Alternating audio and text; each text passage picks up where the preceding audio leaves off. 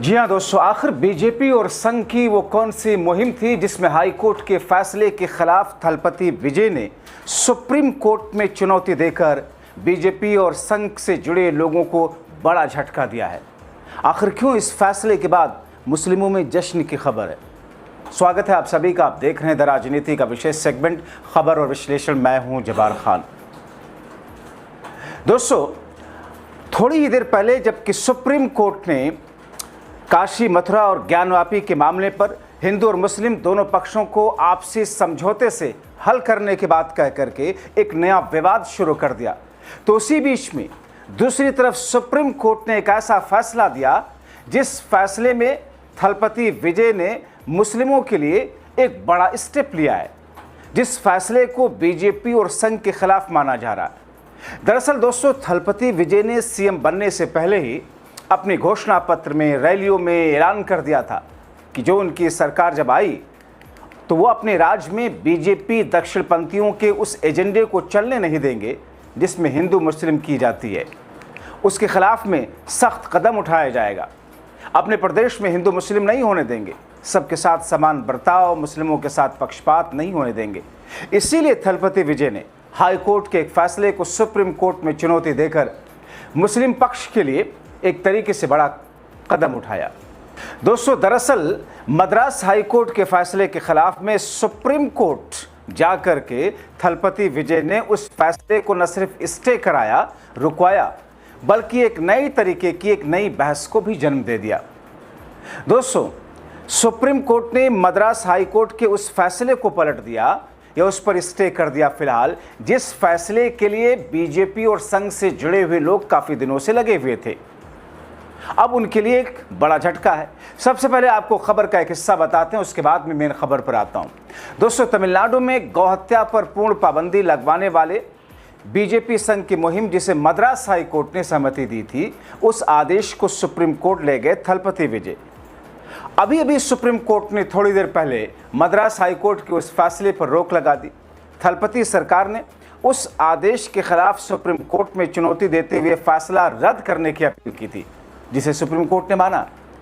12 bench की report के मुताबिक न्यायमूर्ति विक्रम नाथ और न्यायमूर्ति संदीप मेहता की पीठ ने तमिलनाडु सरकार की अपील पर सुनवाई करते हुए यह आदेश दिया।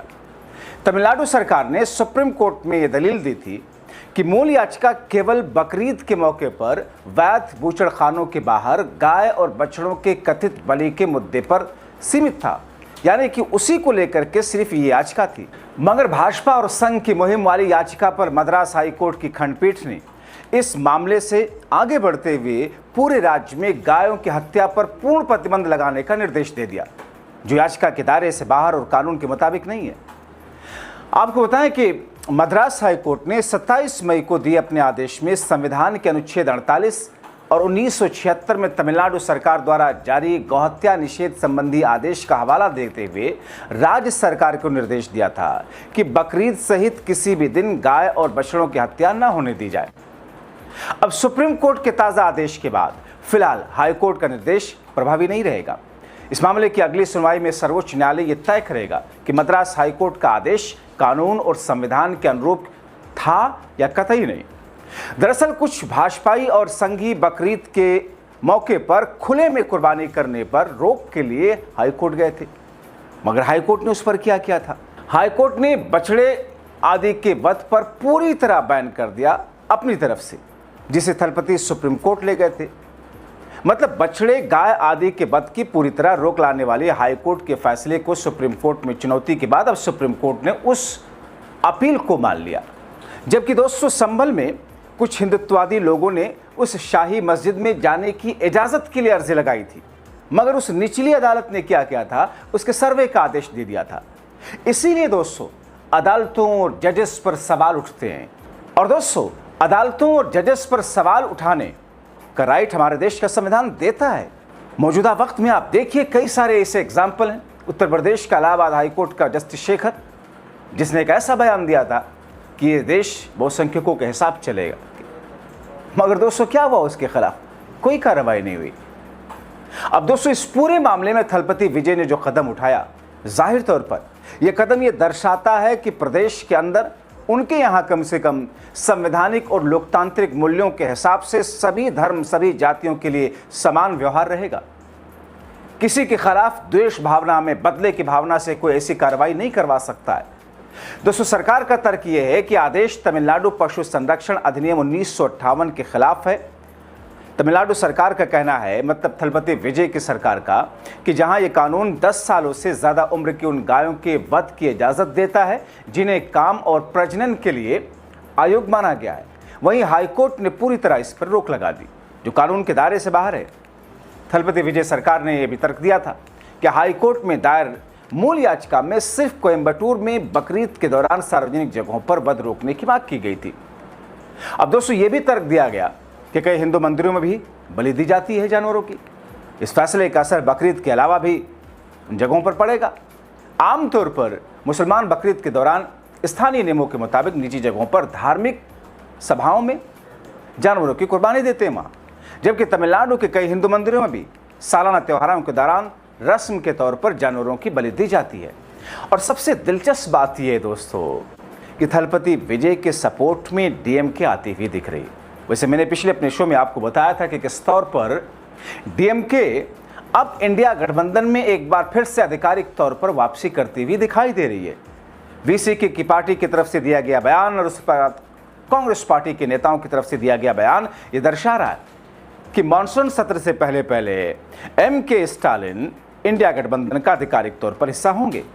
अपने राज्य के, प्रदेश की राजनीति से इतर केंद्र के स्तर पर।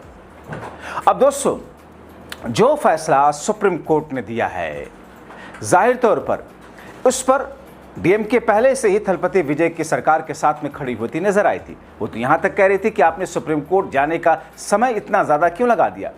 टीवीके सरकार की आलोचना करते हुए कह रही थी कि धार्मिक मौकों के लिए बूचड़खानों का इस्तेमाल काम नहीं करेगा, क्योंकि वहां पहले से ही जगहों की कमी है। इन सभाओं में कुर्बानी की प्रथा को धार्मिक परंपरा के तौर पर कानूनी मंजूरी मिली है। सिर्फ मुसलमान ही नहीं, हिंदू मंदिरों में बलि दी जाती है। कोई भी दूध देने वाली गाय को नहीं काटता, क्योंकि यह आर्थिक रूप से नुकसानदेह है, और कोई भी बछड़ों को नहीं मारता। इस आदेश में सांड, बैल और भैंस की कुर्बानी पर रोक लगा दी गई थी।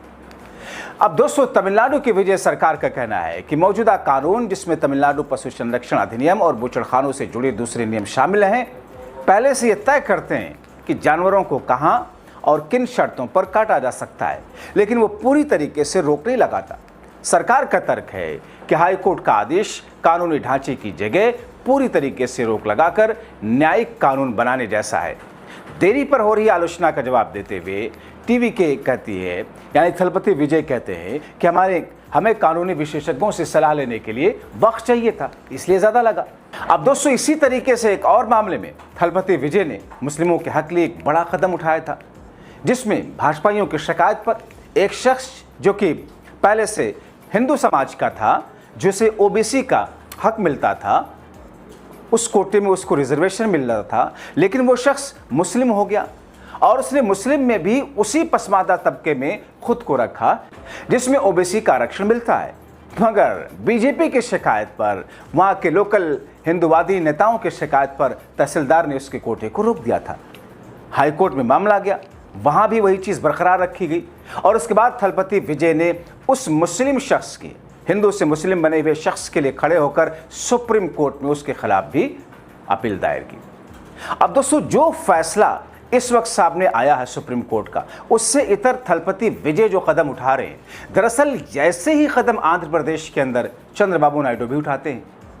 मुस्लिमों से जुड़े हुए मुद्दे में आप देख लीजिए, उनके घोषणा पत्र में मुस्लिमों के लिए, मुअज्जिन के लिए, मस्जिदों में अजान देने के लिए, मस्जिदों और मदरसों की मेंटेनेंस के लिए, रमज़ान में मुस्लिमों को 1 घंटा पहले दफ्तर से छुट्टी देने के लिए, ऐसे बहुत सारे फैसले उनके हैं जो ये दर्शाते हैं कि अपने अपने प्रदेश में वो भारतीय जनता पार्टी के हार्ड हिंदुत्व वाली जहरीली लाइन को वो राजनीतिक तौर पर पनपने नहीं देना चाहते हैं।